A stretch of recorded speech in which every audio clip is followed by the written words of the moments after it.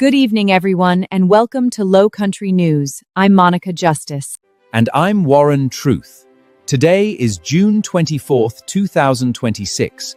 We are reporting live in London on day 2 of the Gucci fashion show. At the astonishing Buckingham Palace, and we extend our gratitude to Gucci for this amazing opportunity. We have another exceptional show today, so let's get right to it. Up next, local news.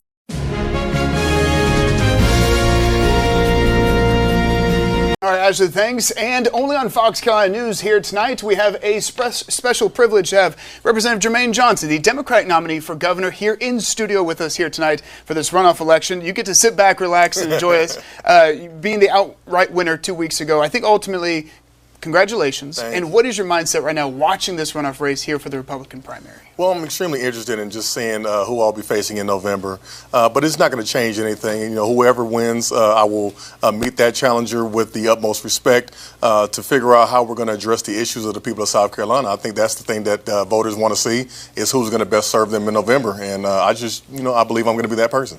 Well, speaking of November, too, it's been over 20 years since a Democrat has served as governor, Jim Hodges leaving office in 2003. So what is it that makes you believe that this is the year that we're going to have a Democrat in the governor's office once again, and that person's going to be you?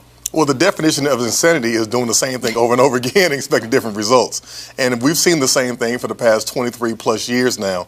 And that has led us to having the worst roads in the entire country, the worst bridges in the entire country, 43rd in education, amongst other issues that we have in this state. And I think the people of South Carolina, they're just tired of the same status quo, and they want to see something different. They want to see somebody who's actually going to address the issues. And the best indicator of performance for a future is looking at the past. And, whoever wins tonight, we will see the same, more and more again of the same. And I think it's just time for something different. Also, you mentioned those issues. We've talked before, and you've mentioned you want to keep on those particular issues, not necessarily want to get down on those social issues. Mm-hmm. You want to focus on the problems that we have here in South Carolina right now. How do you try to redirect those discussions? Because it'd be one of those things where those social issues will come up leading into November. How can you redirect that? And what's kind of that strategy moving forward? Well, the first thing I'm going to do on day one is have a meeting with the Republican majority, the president of the Senate and the Speaker of the House, and talk to them exactly about what my agenda will be. Talk to them about the issues that I want to tackle first and foremost, and then we'll come to some consensus and have some collaboration on how we're going to move things forward. I think the people of South Carolina, they're tired of the divisive rhetoric. They're tired of the division amongst people. I mean, we have families right now across South Carolina that can't even have dinner on Christmas dinner with their families anymore because somebody's a Republican or somebody's a Democrat. We have people who can't have Thanksgiving with their family members anymore because they just are so divided on the issues and the rhetoric that's happening all across this country. I think people want to get back to the basics and they want to understand why they can't have more money in their pockets, why they're paying $4 a gallon for gas, why they're driving over all these potholes on our roads all the time. Like, why are they dealing with these things? I think they want to get back to the basics, and that's the type of person I'm going to be. And, you have been serving in the House for 5 years now, over 5 years at this point. But just by nature of their roles, Lieutenant Governor and Attorney General, they're widely known on a statewide level. I spent several years living in the Grand Strand area. I've now moved here to the upstate. But, you serve primarily that Richland-Kershaw County area. People in those outlier areas might not be as familiar with you. So could you just let them know about who you are? What do you stand for anyone that might be just familiarizing themselves with you, not only when it comes to policy, but also who you are as a person, as a man? Absolutely. Well, my life story has become somewhat of an interesting topic for a lot of these interviews that I've been giving. I'm an individual who came from homelessness, lost his brother to gun violence, lost another brother to a tragic car accident in 2015, grew up in extreme poverty, lived in motels a good bit of my upbringing, went to 7 different high schools, but still was able to work hard, get a scholarship to play basketball at the College of Charleston, graduated from the College of Charleston, went on to go play professional basketball overseas, and got heavily involved with the community and trying to address the issues that the community was facing. And that is what drives me every single day, is making sure that people don't have to go through the type of upbringing that I went through myself. And I've always said that, we're going to make sure that we define success of South Carolina not by how its businesses are doing in the future, but how its people are doing. We have to make sure that the people are doing well, not just how our GDP is doing in South Carolina. Looking into November, how do you plan to get turnout? It was one of those things where the Democratic side also saw historic turnout, but it was coming right off the heels of a heated discussion about redistricting. That time around, you probably won't have that in November, so how do you plan to get people to turn back out once again for the general election? Well, I can assure you, those 31,000 first-time voters that came out and voted, they were not all just coming out because of the redistricting. They came out because I did a grassroots movement. I've talked to the people. I went to the communities where they've never seen a candidate before, where they've never heard from somebody like myself before. And I went to those communities and I touched them. I talked to them. We spoke. We talked about the issues that were affecting their everyday life. And they decided to turn up on Election Day. I'm going to do the same thing for November. I'm going to go to those communities where they haven't seen anybody like me before. We're going to talk about the issues that affect them every single day, and those people will be turning out in November for me. So looking ahead to November, too, if there is an independent, someone who maybe has not voted in so long because they say, I just give up, like I am so over this, like you've been saying that's what you're hearing from folks, or a Republican that is open to you, what is your promise to them that you are making that they could hold you to on day one, 100 days out, if elected governor, 1 year out, and even 4 years in? Well, I can assure them that we're not going to have D.C. and S.C. And that's what we've been seeing this entire election right now is the two candidates that are running, having this runoff right now, they fought the entire time during this election process for Donald Trump's endorsement, which lets you know that they're more concerned about appeasing D.C. than they are about appeasing the people of South Carolina.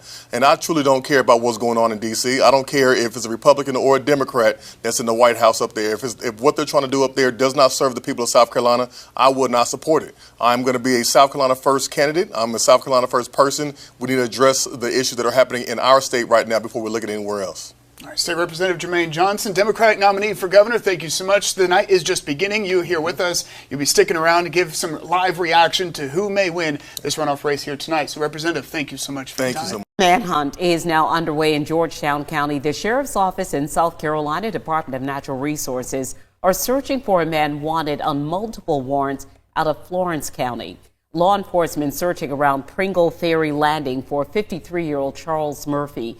He ran from a traffic stop on Highway 701 earlier today, leading deputies on a high-speed chase that ended when he abandoned his car at the landing and jumped in the water. We're told that his companion, Crystal Johnson, was also involved. She was apprehended. Murphy made it back to shore and is still at large tonight. He's considered armed and dangerous. If you see him, you are asked to call 911 immediately. New tonight, one of Berkeley County's most controversial developments just cleared a major hurdle. The Planning Commission voting to approve rezoning 2,000 acres near Cane Bay. News 4's Jesse Klinger has a look at how the development is creating mixed feelings among neighbors.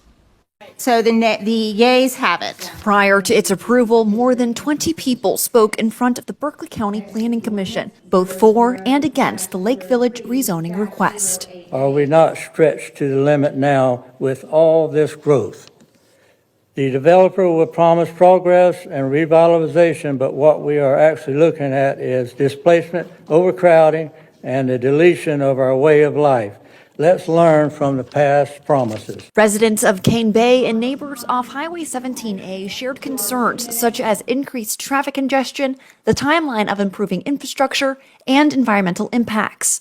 But all those houses, those 15,000 some cars are going to come out onto 17A or from back and forth from Fairwinds Boulevard, Cane Bay Boulevard, whatever. There's just not enough infrastructure. This place floods as it is. Developers say they'll contribute $10 million to infrastructure improvements, bringing at least 5 connecting streets to Highway 17A and update a traffic study every 5 years. A handful of people spoke in favor of the project, highlighting new amenities and public spaces. It's a great asset for all the communities. It will enhance that beautiful lake that we live on, and it will help create a Cane Bay community destination for the residents of Cane Bay Plantation. I think it will also increase the value of our current homes by creating these retail restaurants, etc., in our community. The rezoning request will now need to pass 3 readings in both the Land Use Committee and before full County Council with a formal public hearing. It will allow this northern section of Berkeley County to have something that all of you can be proud of. Jesse Klinger, News 4.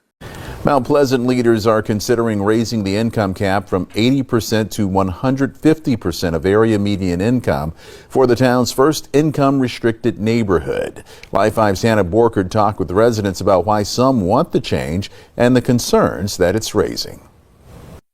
Two conflicting concerns are surfacing here at Gregory Ferry Towns. Some homeowners say that the current cap is stopping them from selling, while others say increasing the cap could defeat the original purpose of the homes. We're the nurses and the teachers and our police and fire. Where are they going to live? Okay, and I don't think an hour away is a good solution. HOA President Ben Brown agrees with helping those people work where they live, but says keeping the cap at 80% AMI isn't working because many interested buyers make just over the limit. He and other homeowners are asking council to raise it to 150%, which they say better reflects today's workforce housing market. I myself had my house on the market for a year, had a lot of showings and a lot of people interested. However, most made just over that amount, especially if there's a dual income. Area median income is about $94,000. And resident and teacher Megan Glass says she qualified when she bought, yet with raises since then, she says she wouldn't qualify today. I'm still living paycheck to paycheck living here. So it's not like we're trying to make tons of money off the house. We just don't have anybody who can qualify to buy the house. Brown says the homes are not considered affordable housing, but rather attainable housing, meaning they're not subsidized. He adds they're designed to help first-time buyers build equity and eventually move up. But Housing for All Mount Pleasant Executive Director Denise Marie Fugo worries raising the cap won't help lower income and single people struggling to find stable housing. There's over 5,000 people in the town of Mount Pleasant. It's actually closer to 5,200 that really need housing help. Supporters say the goal isn't to cash in, rather a path to sell, move on, and open the door for the next buyer at Gregory Ferry Towns. Town Council has a first reading July 14th and a second reading and possible vote in August. Reporting in Mount Pleasant, Hannah Borkert, Live 5 News. Fashion has always been a passion of mine. I'm wearing a bubblegum pink Gucci designer dress, shoes, and hat. Thanks, Gucci. Up next, Worldwide News.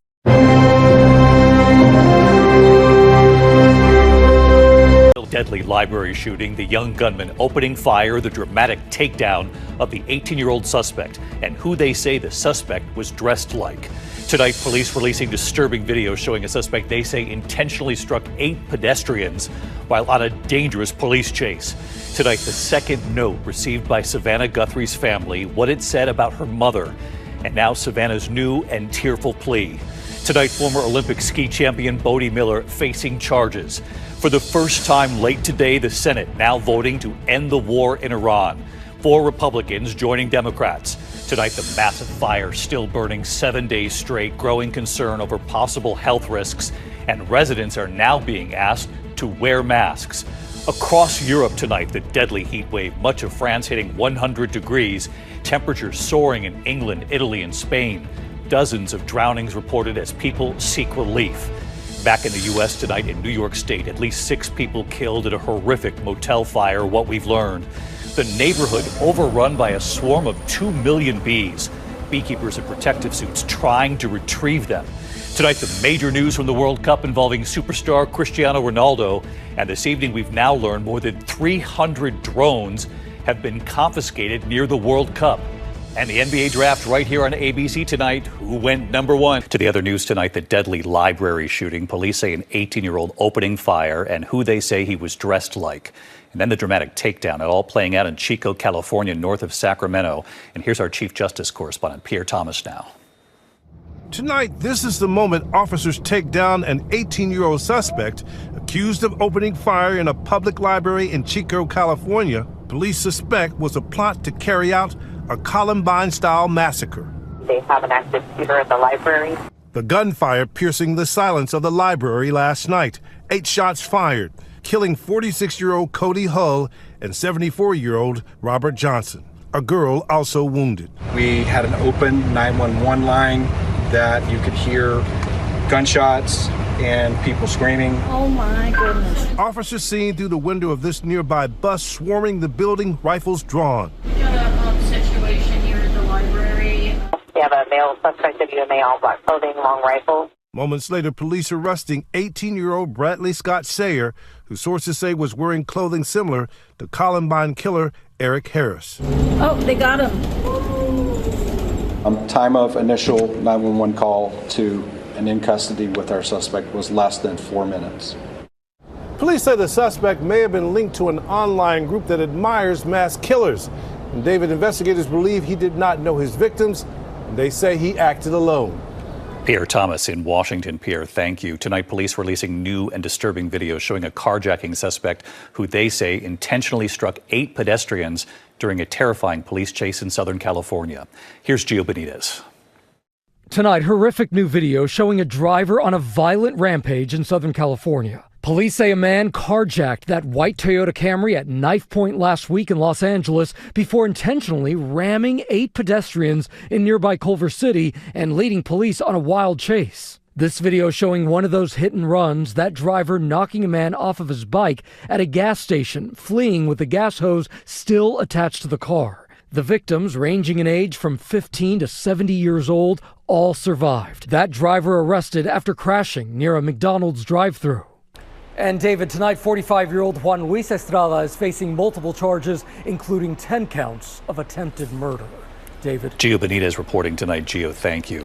This morning, a window into how Jeffrey Epstein may have tried to wield compromising information against one of the world's richest men. A newly released transcript shows Bill Gates expressed regret about his years-long relationship with Epstein and told the House Oversight Committee when he tried to cut ties, Epstein wouldn't have it and plotted to use Gates' sex life against him. I was not blackmailed, Gates told the committee, but, it looks like Mr. Epstein's brainstorming was going in that direction. Gates acknowledged he had 3 extramarital affairs, and when Epstein learned about 2 of them from a mutual acquaintance, he said Epstein began working to use information about my infidelities. The committee asked Gates about these photos from the Epstein files showing him with women. Gates responded he did not know them. He said Epstein asked me to take a photo with one of his assistants, which I did. Gates said he knew Epstein was a sex offender, but hoped he would introduce him to wealthy people who could help the Gates Foundation. Gates said he met Tom Pritzker, Mort Zuckerman, and Leon Black. None donated, and Gates told the committee the Epstein brokered meetings were a dead end. Mr. Gates was aware that Jeffrey Epstein had been convicted and for a horrific crime and continued to interact with him to seek money for his foundation. And I think we would agree was a horrific judgment call. A transcript of the committee's interview with Epstein's longtime assistant, Leslie Groff, shows she denied booking massages for Epstein with anyone she knew to be underage. I never met these women, so I didn't know if they were young or how old they were, Groff said. I thought that it was just something that he did, like going to the gym. On Friday, the committee is scheduled to interview Leon Black, the private equity billionaire. He was forced out of the firm that he founded over his relationship with Jeffrey Epstein. Tens of millions are facing dangerous conditions this morning as a record-breaking heat wave sweeps across Europe. In France, it was the hottest day on record. Icons of Paris, the Eiffel Tower and the Louvre had to close early to keep tourists safe. With hundreds of schools closed and trains cancelled, crowds are flocking to lakes and rivers to beat the heat. But that's caused a surge in drowning deaths, 42 across France and 6 in Germany in the last week. And in Europe, AC is not that common. I haven't stopped sweating since the second I woke up this morning. It is so humid. There is no AC. There's no unlimited ice water. Really, you're just living on fans.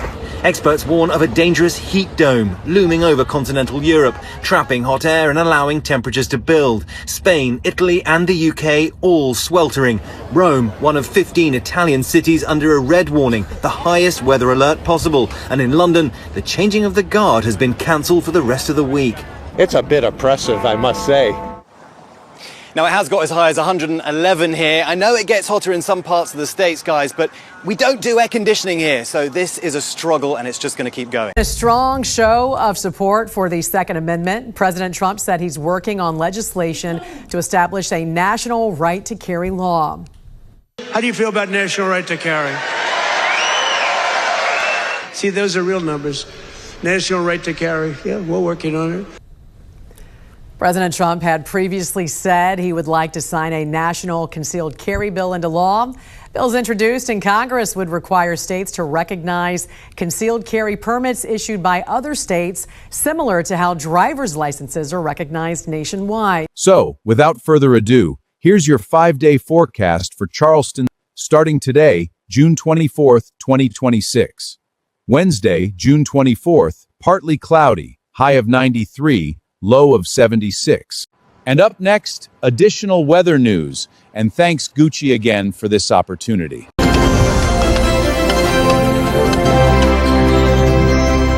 Good evening. We begin tonight here with the breaking news. The new severe storm threat, possible tornadoes and flood watches across multiple states at this hour. The mid-Atlantic and the East Coast getting hit. Straight line winds tearing across Fairfax County, Virginia. Thousands left without power tonight. Intense storms in the Northeast over the last 24 hours. Torrential rain, strong wind, and flooding in the Philadelphia area. Trees down. And at this hour, take a look at the map of severe storm threat from Texas to Oklahoma, Colorado to Wyoming. Flash flooding and large hail possible. Denver in the bullseye for potentially dangerous storms. Chief Meteorologist Ginger Zee leading us off tonight. Tonight, severe storms marching through the mid-Atlantic. Heavy rain flooding streets in Norfolk, Virginia. Oh my God! This after damaging winds struck much of the East Coast Monday. Outside Washington, D.C., in Fairfax County, Virginia, straight-line winds sending trees onto cars and into homes. We've lived here over 20 years, and I've never seen anything like this. In Philadelphia, this tree crashing into 2 houses, displacing 10 people. In the plains, millions on alert for a new round of dangerous storms. This tornado rotating east of Pueblo, Colorado, Monday evening. The threat extending across the plains. Our Oklahoma City affiliate, KOCO, with the warning. The wind damage potential really starting to crank up here early in the afternoon. Storms unleashing torrential downpours, sparking flash floods. More than a half-foot of rain has fallen in some parts of Oklahoma, with more heavy rain on the way. Tulsa firefighters helping stranded drivers, pushing this vehicle to dry land. Firefighters always to the rescue. Let's get right back to Ginger with us again tonight. Ginger, what are you watching? So, David, just minutes ago, Dallas, Texas got added to a severe thunderstorm watch. There are tornado warnings popping just south of Amarillo. And you can see Denver and Cheyenne in that level 3 out of 5 for big hail, then damaging winds and an isolated tornado. Flood watches still from eastern Oklahoma right to Shreveport. Let's talk about tomorrow, because a lot of the same areas will be involved in the level 2 out of 5. Denver, Cheyenne, the high plains there of western Nebraska and Kansas. But we are drier for a couple days before the rain returns to the East Coast on Friday. And a place that would love to have rain, the Southwest. Extreme heat warnings from Phoenix down to Tucson, heat advisories in New Mexico and West Texas, and then all of those fire weather watches, David, for parts of Nevada, Utah, and beyond. All right, Ginger Zee, we sure do appreciate it. We'll see you first thing in the morning on GMA. Thanks.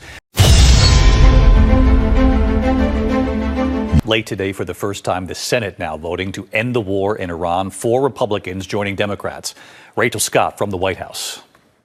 Tonight, the Senate for the first time voting to end the war in Iran. 4 Republicans joining Democrats to say the war must stop now unless the White House seeks congressional approval. The vote largely symbolic, but a clear sign of lawmakers' growing frustration. Obviously, it's going differently than originally we were told it was going to go. I agree with the original aims, but it does not seem as if we've accomplished that. As the Senate was voting, President Trump was in Pennsylvania, touting progress on Iran. We just achieved a historic peace agreement with Iran to end the conflict in the Strait of Hormuz. But there was no conflict in the Strait before the president launched the war. And tonight, there is confusion surrounding the crucial nuclear talks. Vice President J.D. Vance says Iran has agreed to allow nuclear inspections, something that was part of the Obama nuclear deal, which Trump scrapped. But Iran's foreign ministry today says there are no new plans to let inspectors into their nuclear sites. Iranians are saying there's no scheduled visit for the IAEA inspectors. Is that part of your agreement? They're wrong. They're wrong. They know they're wrong. They told us inside, and we have it down 100% inspections. Still, President Trump saying tonight there's, quote, no rush for these inspections to begin. All right, so let's bring in Rachel Scott with us live from the White House tonight. Rachel, President Trump, I know, is set to travel up to Capitol Hill tomorrow to meet with Senate Republicans.